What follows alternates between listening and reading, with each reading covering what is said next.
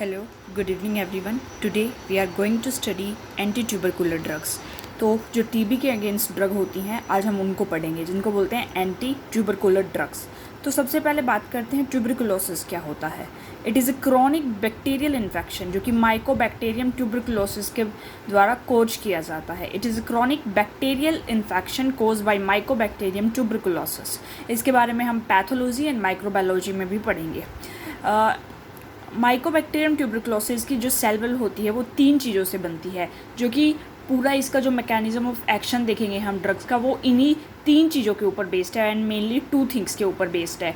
तो peptidoglycan layer, peptidoglycan लगभग सभी जो बैक्टीरिया की सेल वॉल होती है उनमें होता है, बट जो इसमें जो खास है वो क्या है, एरेबिनोगैलेक्टोन लेयर और माइकोलिक एसिड लेयर। अब इन जो एरेबिनोगैलेक्टोन लेयर है वो किसकी हेल्प से बनती है, एरेबिनोसाइल ट्रांसफरेज। अब हमको इसके अंदर के मैकेनिज्म जानने की ज़रूरत नहीं है, बस आप इतना याद रखिए कि एरेबिनोगैलेक्टोन जो लेयर है वो एरेबिनोसाइल ट्रांसफरेज की मदद से, जो कि एक एंजाइम है, उसकी मदद से बनती है। मेन काम हमें क्या है, इससे है, इसका भी काम है, इसलिए मैंने आपको इसका नाम बताया है। अब नंबर 3 की बात करते हैं तो माइकोलिक एसिड लेयर, जो कि फास्ट 1 फास्ट 2। ये क्या है, फास्ट 1 फास्ट 2, ये एंजाइम्स है जो कि माइकोलिक एसिड लेयर को बनाने में इन्वॉल्व होते हैं। जैसे कि मैंने यहाँ पर बताया था, एरेबिनोगैलेक्टोन लेयर को बनाने में कौन सा एंजाइम इन्वॉल्व होता है, एरेबिनोसाइल ट्रांसफरेज। अब हम बात करते हैं इसकी क्लासिफिकेशन। एंटी ट्यूबरकुलर ड्रग्स को 2 टाइप्स में बांटा गया है, फर्स्ट लाइन और second line drugs. First line is very important, asked in the exams in 5 marks. तो आइसोनियाजाइड, रिफैम्पसिन, पायराजिनामाइड, इथाम्ब्यूटोल, इसको शॉर्ट फॉर्म याद करना इंपॉर्टेंट है, WHO ने खुद दिया है, HRZE। H किसको बोलते हैं, आइसोनियाजाइड, R किसको बोलते हैं, रिफाम्पिन, और Z किसको बोलते हैं, पायराजिनामाइड, ई किसको बोलते हैं, इथाम्ब्यूटोल। Isoniazid, रिफाम्पिन, pyrazinamide, ethambutol. अब now comes to the second line drugs. Second line में भी काफ़ी सारे क्लासिफिकेशन है, फ्लूरोक्विनोनोल्स जो कि एंटीबायोटिक्स होती है, जैसे कि लीवोफ्लॉक्सासिन, मॉक्सीफ्लॉक्सासिन। इसका मैंने क्या किया है, मैंने इसका एक शॉर्ट भी बनाया है कि फ्लोरोक्विनोनोल्स के एग्जाम्पल के ऊपर, लीवोफ्लॉक्सासिन, मॉक्सीफ्लॉक्सासिन, ओफ्लॉक्सासिन, ठीक है। इंजेक्टेबल ड्रग्स क्या है, 2 ही इंजेक्टेबल ड्रग्स हैं, अमीकासिन और स्ट्रिप्टोमाइसिन। स्ट्रिप्टोमाइसिन को पहले क्या रखा जाता था, फर्स्ट लाइन ड्रग रखा जाता था, पर जो न्यू रेजिमेन आया उसके according streptomycin is the second line drug, ठीक है। अदर ओरल ड्रग्स भी हैं बहुत सारी, ethionamide, prothionamide, cycloserine, terizidone, para amino salicylic acid जिसको पास भी बोलते हैं, रीफापेंटीन। अब हम जो 4th रेजिमेंट के बारे में मैंने शॉर्ट्स में बताया है, अभी भी मैं आपको 4th रेजिमेंट के बारे में बताऊंगी, जिसमें रिफाम्पिन को हटा करके रीफापेंटीन को इंट्रोड्यूस किया गया है 4 मंथ रेजिमेंट में। It is a new 2025 regiment, okay. New repurpose drug कौन सी है, bedaquiline, delamanid. These are the drugs that is used in the MDR-TB, multiple drug resistant TB, delamanid, pretomanid, linezolid, clofazimine, imipenem, meropenem. Now comes to the detail of each first line drug. सिर्फ first line क्योंकि बहुत important है और पूछा जाता है तो इसकी हम डिटेल में जाएंगे एक्चुअली। आइसोनियाजाइड जिसको H बोलते हैं, इसका मैकेनिज्म ऑफ एक्शन क्या होता है, मैंने बहुत सारी 3 टाइप्स की क्या बताई थी, सेल वॉल बताई थी, पेप्टिडोग्लाइकन, एरेबिनोगैलेक्टोन, माइकोलिक एसिड, तो उसी के बेस्ड के ऊपर है। तो आइसोनियाजाइड क्या करता है, इनहिबिट सेल वॉल सिंथेसिस, जो कि माइकोलिक एसिड के सेल वॉल को जो लेयर है माइकोलिक एसिड उसकी लेयर को सिंथेसिस को इनहिबिट करता है। वो लेयर नहीं बनेगी तो बैक्टीरिया की सेल वॉल रप्चर हो जाएगी एंड बैक्टीरिया मर जाएगा। इट इज़ ए बैक्टीरिसाइडल, साइडल मतलब it kills the bacteria, rapidly multiplying organism. और मोस्टली कौन से बैक्टीरियाज को ये किल करता है, स्लो एक्टिंग, इंटरमीडिएट या फास्ट। तो जो रैपिडली या फास्ट मल्टीप्लाइंग ऑर्गेनिज्म है उनको ये किल करता है। It targets both extra as well as intracellular bacterias, ठीक है। ड्रग ऑफ चॉइस है ये टीबी के लिए, ड्रग ऑफ चॉइस है ये प्रोफाइलैक्सिस ऑफ ट्यूबरकुलोसिस के लिए। Anti tubercular drug which make the patient non infectious earliest. तो जो स्पूटम के थ्रू ड्रॉपलेट इन्फेक्शन होता है, आखिरकार ट्यूबरकुलोसिस जो होता है ड्रॉपलेट इन्फेक्शन होता है। हम इसको कैसे याद रख सकते हैं, जैसे टीबी है, बी को उल्टा कर दिया क्या बन जाएगा, डी, तो it is A droplet infection. तो स्पूटम को हमें नेगेटिव करना पड़ेगा। अगर हम स्नीज करते हैं तो ड्रॉपलेट्स की फॉर्म में जो हमारा बैक्टीरिया है वो ट्रांसफ़र हो जाता है 1 person to 1 patient to the other healthy person, ठीक है, तो उसको ये नेगेटिव करने में हेल्प करता है कि ड्रॉपलेट्स के थ्रू ये जो इन्फेक्शन है ये ना फैले, इसलिए it is the drug of choice for prophylaxis of tuberculosis. अब now comes to the pharmacokinetics. It is widely distributed in body and has maximum CSF penetration. तो ये मेनिंजाइटिस के केस में भी दिया जाएगा क्योंकि इसमें CSF का अच्छा पेनिट्रेशन है, CSF को क्रॉस कर सकती है। It is extensively metabolize in liver, most important pathway been N acetylation. तो ये मेटाबोलाइज कैसे होती है? पोलर नॉन पोलर फॉर्म में जनरली जो ड्रग्स होती है वो प्रेजेंट होती है, लीवर में जाके पोलर फॉर्म में वो कन्वर्ट होती हैं and they excrete out from the body in the form of urine के थ्रू बाहर आ जाती हैं। तो ये जो है एन एसिटाइलेशन के प्रोसेस से मेटाबोलाइज होती है लीवर के अंदर। तो दो टाइप के एसिटाइलर्स होते हैं, एक होता है फास्ट एसिटाइलर्स, एक होता है स्लो एसिटाइलर्स। अब फास्ट और स्लो से क्या मतलब है? अगर हमने दवाई ली उसका मेटाबॉलिज्म फास्ट एसिटाइलर्स में बहुत जल्दी हो जाएगा, दवाई का असर बहुत जल्दी खत्म होगा, वो एक्सक्रीट आउट हो जाएगी बॉडी से। स्लो एसिटाइलर्स क्या होता है? वो जो ड्रग है वो बॉडी में बहुत देर तक रहेगी। तो स्लो एसिटाइलर्स में क्या एक डिसएडवांटेज है इस चीज़ का, एक साइड इफेक्ट देखा जाता है जो कि है peripheral neuritis, more common in slow acetylators. तो इसका जो इफेक्ट है, साइड इफेक्ट, वो है पेरिफेरल न्यूराइटिस। काफ़ी देर तक बॉडी में ड्रग रह रही है, that's why it is a side effect caused and seen in slow acetylators mostly. Now comes to the adverse effects of isoniazid. तो क्या क्या हो सकते हैं इसके? एक तो मैंने बता दिया पेरिफेरल न्यूराइटिस, इसीलिए इसको है ना अकेले नहीं दिया जाता है, इसको है ना पायरिडॉक्सिन के साथ दिया जाता है, विटामिन B6, क्योंकि ये क्या है ना जो इनएक्टिव फॉर्म है विटामिन B6 का, उसको एक्टिव विटामिन B6 में कन्वर्ट होने से रोकती है, पायरिडॉक्सिन में कन्वर्ट होने से रोकती है ये जो मेडिसिन होती है आइसोनियाजाइड। तो इसके लिए हम प्रोफाइलैक्सिस के लिए पहले से ही विटामिन B दिया जाता है पेशेंट को। तो दूसरा क्या होगा? Haemolysis in patient with deficiency of G6PD। ये एक जेनेटिक डेफिशिएंसी होती है G6PD की। अगर ये पर्सन में डेफिशिएंसी है G6PD की तो उस पर्सन में RBC रप्चर कराती है आइसोनियाजाइड। किसकी मैकेनिज्म से? फ्री रेडिकल मैकेनिज्म से, ऑक्सीडेशन वगैरह कोज करके।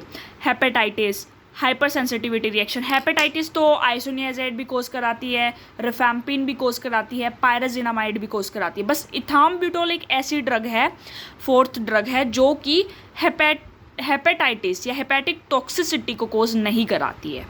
Now comes to the second drug, rifampin. It is a broad spectrum antibiotic, it is bactericidal. हमने पहली वाली पढ़ी थी आइसोनियाजाइड, वो भी सिडल है। रिफैम्पिन पढ़ा, वो भी बैक्टीरियसिडल है। पायरिजिनामाइड पढ़ेंगे, वो भी बैक्टीरियसिडल है। इथाम्ब्यूटोल कैसी ड्रग है? जो कि बैक्टीरियोस्टैटिक है, ठीक है। Action is most marked against slow and intermediate muscles. Isoniazid क्या करती थी? रैपिडली मल्टीप्लाइंग ऑर्गेनिज्म के अगेंस्ट ज़्यादा अच्छा एक्शन शो करती थी, और ये वाली ड्रग जो है रिफैम्पिन, वो किसके अगेंस्ट शो करती है? स्लो एंड इंटरमीडिएट मल्टीप्लायर्स, ठीक है। It is also both extra and intracellular organism are affected by this drug. Rifampicin is the most potent sterilizing anti-tubercular drug, fastest to kill all bacilli in the lesion. वो क्या करती थी? वो sputum negative बना देती थी person को, जिससे कि क्या होता था, प्रोफाइलैक्सिस के लिए वो बेस्ट थी, और ये ओवरऑल बॉडी को मतलब स्टेरलाइज कर देती है रिफैम्पिन जो है। Now comes to the mechanism of action of this drug. Rifampin क्या करती है? इनहिबिट करती है RPOB जीन को, रैपो-बी जीन को। रैपो-बी जीन कोड करता है DNA डिपेंडेंट RNA पॉलीमरेज को, सो इट इज़ इनहिबिटेड। क्या इनहिबिट हो जाएगा? DNA डिपेंडेंट RNA पॉलीमरेज जो एंजाइम है वो इनहिबिट हो जाएगा। तो क्या होगा?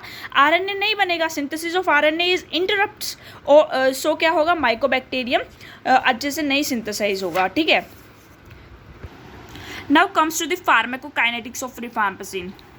It is well absorbed orally but food decreases absorption. तो ये empty stomach लेना ज़्यादा preferred होता है. It is a potent enzyme inducer, so it is required to adjust the doses of various other drugs metabolized by microsomal enzyme. अब ये जो है, ये लीवर में जो कुछ एंजाइम्स होते हैं, CYP3 वगैरह ऐसा ऐसा करके एंजाइम्स होते हैं, उनको इंड्यूस कर देती है, उनके एक्शन को एनहेंस कर देती है। अगर उनका एक्शन इन्हेंस हो गया, अदर ड्रग्स जो हैं वो जल्दी मेटाबोलाइज होंगी, उनका बॉडी में इफेक्ट बहुत कम रह जाएगा। तो इसलिए अगर हम कोई और ड्रग भी दे रहे हैं तो उसको देखना है कि उसको लीवर में कौन सा एंजाइम उसको मेटाबोलाइज करता है, और अगर ये ड्रग भी हम दे रहे हैं तो क्या ये ड्रग उस एंजाइम को इफ़ेक्ट करती है। अगर इफ़ेक्ट करती है तो हमें उस दूसरी ड्रग की डोजेस को एडजस्ट करना पड़ेगा कि वो बॉडी में अच्छे समय तक रह सके, जल्दी से एक्सक्रीट आउट ना हो सके। अब now comes to the adverse effects, urine and secretion में बिकम ऑरेंज रेड, बट ये हार्मलेस होता है, बट हमें पेशेंट को पहले से बताना है कि आपकी जो सलाइवा है वो कैसा हो जाएगा, ऑरेंज रेड हो जाएगा। आपके टीयर्स कैसे हो जाएंगे, ऑरेंज रेड हो जाएगा। आपकी जो भी सिक्रीशन है, यूरिन है, वो भी ऑरेंज रेड हो जाएगा।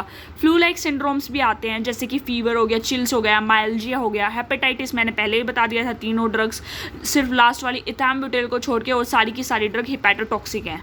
Now comes to the pyrazinamide, third drug. It is bactericidal, active in acidic medium. It only active against intracellular organism. वो पहले जो ड्रग्स दो हमने पढ़ी वो दोनों की तरफ एक्टिव थी, intracellular as well as extra cellular, but ये वाली जो ड्रग है only kills intracellular organism. Mechanism of action क्या है इसका, इनिबिट FAS1। इसमें भी क्या है, माइकोलिक एसिड फॉर्म नहीं होती है अच्छे से, तो जो माइकोबैक्टीरियम की सेल वॉल है वो ब्रस्ट आउट हो जाती है और बैक्टीरिया जो है वो डेड हो जाता है। अब now comes to the pharmacokinetics, good penetration in CSF, तो highly useful in meningeal TB। Adverse effect उसके क्या है, अर्थेल्जिया, पायरेजिनामाइड इज मोस्ट हिपैटोटॉक्सिक। ये तीनों में अगर हम कंपेयर करें तो सबसे ज़्यादा हिपैटोटॉक्सिक जो है वो पायरेजिनामाइड ड्रग है। डिक्रीज यूरेट एक्सक्रीशन, तो हाइपर यूरीमिया कोज करती है। हाइपर यूरीमिया की वजह से गाउट जैसी कंडीशंस भी हमारी बॉडी के अंदर हो सकती हैं। Now comes to the fourth drug, ethambutol, specific against tubercular bacilli. ये ब्रॉड स्पेक्ट्रम नहीं है, ये क्या है, स्पेसिफिक है अगेंस्ट ट्यूबरकुलर बैसिलाई। बैक्टीरियोस्टेटिक है, मैंने पहले ही बताया था आपको, सारी की सारी तीनों ड्रग्स बैक्टीरियोसिडल है, but this fourth one ethambutol is the bacteriostatic drug. Fast multiplying bacilli की मतलब ये ज़्यादा उसको ससेप्टेबल है। One of the least toxic anti tubercular drug, क्योंकि ये हिपैटोटॉक्सिसिटी ज़्यादा कोज नहीं करती है। इसका मैकेनिज्म ऑफ एक्शन की बात करें तो इनहिबिट एरिबिनोसाइल ट्रांसफरेज, उससे क्या होगा, माइकोबैक्टीरियम की सेल वॉल नहीं बनेगी, माइकोबैक्टीरिया ब्रस्ट आउट हो जाएगा और सेल डेथ हो जाएगा। Now comes to the adverse effect of ethambutol, तो क्या क्या हो सकता है। सबसे इंपॉर्टेंट है optic neuritis, CNS headache, dizziness. CNS के अंदर क्या है, हेडेक हो सकता है, डिजीनेस हो सकती है, कन्फ्यूजन्स हो सकते हैं, बॉडी के अंदर rashes, drug fever, GI upset, pruritus हो सकता है। मैनेजमेंट ऑफ ट्यूबरकुलोसिस की बात करते हैं तो डोट्स एक थेरेपी है, उसको यूज़ किया जाता है। Dots, what is dots, directly observe treatment short course. Directly observe का मतलब है कोई भी हेल्थ केयर वर्कर है, पेशेंट जो है हेल्थ केयर वर्कर के पास जाएगा और वहीं पर जाकर के मेडिसिन लेगा, तो ये होता है डायरेक्टली ऑब्जर्व। क्योंकि मेडिसिन जो है वो पेशेंट घर जाके नहीं लेगा, उसको हॉस्पिटल आना पड़ेगा, या तो मतलब प्राइमरी हेल्थ सेंटर्स आ सकता है या कोई भी नियर बाई हॉस्पिटल जाएगा, और हेल्थ केयर वर्कर, कोई भी हेल्थ केयर वर्कर है, चाहे नर्सिस हैं चाहे डॉक्टर्स हैं, उनके सामने उनकी प्रेजेंस में उसको ये ड्रग लेना है। अब फेजेस की बात करते हैं ट्यूबरकुलोसिस की, तो there are 2 phases in tuberculosis. Mainly ये जो फेजेस हैं ये ट्रीटमेंट के हैं, तो एक इंटेंसिव फेज होता है, एक कंटिन्यूएशन फेज होता है। तो इंटेंसिव फेज क्या होता है, अंडर डायरेक्ट सुपरविजन। मैंने बताया कि हेल्थ केयर वर्कर जो है या हेल्थ केयर प्रोवाइडर है उसकी प्रेजेंस में ही मेडिकेशन लेता है, तो ये अंडर डायरेक्ट सुपरविजन होता है विद इन 4 to 5 ड्रग्स। इसके अंदर क्या करते हैं, हम 4 से 5 ड्रग्स देते हैं, उनके बारे में हम आगे पढ़ेंगे, जिनको रेजिमेंट्स बोलते हैं। 6 month regiment, 4 month regiment, drug susceptible cases में क्या क्या रेजिमेंट होते हैं, हम उनके बारे में डिटेल में पढ़ेंगे आगे। लास्टिंग 2 to 3 मंथ्स, ये जो इंटेंसिव फेज है ये 2 से 3 महीने तक चलता है। Aim to rapidly kill the bacilli, bringing about sputum conversion and, मतलब स्पूटम को नेगेटिव कन्वर्ट कर दे, and afford fast symptomatic relief. और जो सिम्टम्स आ रहे हैं ट्यूबरकुलोसिस के दौरान तो उनको ड्रास्टिकली रिड्यूस किया जा सके, तो ये हमारा मेन एम होता है इंटेंसिव फेज का। Now comes to the continuation phase, at least first dose of every week is directly observe, ठीक है। तो जो फर्स्ट डोज देते हैं एवरी वीक को डायरेक्टली एब्जॉर्ब होती है विद 2 to 3 ड्रग्स, उसमें 4 से 5 ड्रग दी जाती है, इसमें कॉम्बिनेशन दिया जाता है 2 से या 3 ड्रग्स का। ये 4 से 5 मंथ का कोर्स होता है, वो कितना होता था 2 से 3 मंथ का, ये कितना होता है 4 से 5 का। During this remaining bacilli are eliminated so that relapse does not occur. इसमें क्या होता है, जो डोरमेंट हो चुकी हैं बैसिलाई ड्रग की वजह से, उनको किल करना, उनको एलिमिनेट करना बॉडी से, जिससे कि रिलैप्स होने के चांसेस को हम नील कर सकें। अब now comes to the NTEP। NTEP क्या होता है, national tuberculosis elimination programme, introduced by the government of India, have brought out latest guideline in 2021, in which extensive use of drug sensitivity testing has been incorporated to effectively treat DRTB, drug resistant TB. Drug resistant TB के लिए हम sensitivity test करते हैं कि patient के ऊपर कौन सी drug अच्छे से, कौन सी एंटीबायोटिक अच्छे से काम करेगी, ये देखने के लिए. Dose of all first line drugs वो standardise on body weight basis, जिसके बारे में हम टेबुलर फॉर्म में पढ़ेंगे. जो भी ड्रग्स देनी है हम उसको किसके बेसिस पे देते हैं? वेट के बेसिस पे देते हैं. ड्रग सेंसिटिव टीबी, जिसको DSTB कहती है, फुल फॉर्म जरूर याद रखना, ये एग्जाम में आती हैं, आप कंफ्यूज ना हो जाओ इसलिए याद रखना. DS का मतलब क्या है? Drug sensitive TB. Patient bacilli are susceptible to all 4 first line drugs, anti-tubercular drugs. All new TB patients who have never taken any ATD or have taken them for less than 1 month are pre-assumed to have drug sensitive TB. मतलब वो इससे susceptible हैं उस drug से, जो first line drug है उनके ऊपर वर्क करती है. इसका ये मतलब है जो पेशेंट न्यूली डायग्नोज्ड हुआ है, फर्स्ट टाइम डायग्नोज हुआ है TB के साथ, या उस पर्सन ने लेस देन 1 मंथ TB का दवाई खाया है और बीच में ड्रॉप कर दिया था, जिसको बोलते हैं डिफाल्टर केस, यानी जिसने कि ड्रॉप कर दिया था बीच में केस, मतलब मेडिसिन लेना छोड़ दिया था, तो उस केस को हम क्या कंसीडर करते हैं? Drug sensitive TB. Multi drug resistant TB, जिसको MDR बोलते हैं, वो क्या था? DS ड्रग सेंसिटिव, और ये क्या है? MDR multi drug resistant. Patients bacilli are resistant to both RNH, rifampicin, और RNH क्या है? रिफैम्पिसिन एंड आइसोनियाजिन, विद और without resistant to any number of other first line drug. मतलब 2 ड्रग से, सिर्फ 2 ड्रग से जो रेजिस्टेंट है, इन दोनों से तो होना ही होना चाहिए, और बाकी ड्रग से रेजिस्टेंट नहीं है, उसको क्या बोलेंगे? MDR TB. Now comes to the extensive drug resistant TB, XDR-TB. MDR क्या था? Multi drug resistant. इसका ध्यान रखना, इसका क्या क्या होता है, इसमें किस किस चीज़ से रेजिस्टेंट होता है? RNH से, रिफैम्पिसिन, और किससे? आइसोनियाजाइड. इसमें क्या होता है? एक्सटेंसिव ड्रग रेजिस्टेंट टीबी में MDR TB case whose bacilli are additionally resistant to, मतलब MDR से तो होता ही है, R और H से तो वो रेजिस्टेंट होगा ही, उसके साथ साथ सेकेंड लाइन जो ड्रग्स होती है उसमें किससे होगा?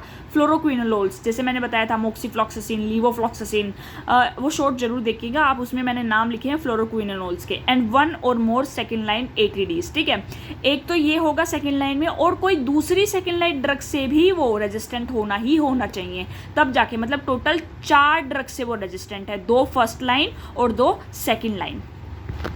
Now comes to the treatment guidelines. तो ये हमारा ट्रीटमेंट गाइडलाइन है 6 मंथ का टोटल. 2 HRZE, 4 HRE और 6 मंथ, ये इंटेंसिव फेज में, ये कंटिन्यूएशन फेज में, और टोटल कितना हो गया? 6 मंथ का हो गया. तो जो इंटेंसिव फेज में वो 2 मंथ के लिए चलता है. इसमें हम 4 दवाइयाँ देते हैं, आइसोनियाजाइड, रिफैम्पिसिन, पायरोजिनामाइड, इथाम्ब्यूटोल. इसमें हम सिर्फ 3 मेडिसिन यूज़ करते हैं 4 मंथ के लिए. 2 मंथ के लिए 4 मेडिकेशंस और 4 मंथ के लिए 3 मेडिकेशन. ये है हमारा 6 मंथ रेजिमेंट, जो अभी भी कंटिन्यूसली चलेगा. इसके बहुत ही अच्छे ट्रायल्स हैं, इसके बहुत ही अच्छे एविडेंसेस हैं कि ये बहुत अच्छे से वर्क करता है. अभी हमारा नया रेजिमेंट आया है, बट उसके इतने ट्रायल्स नहीं हुए हैं.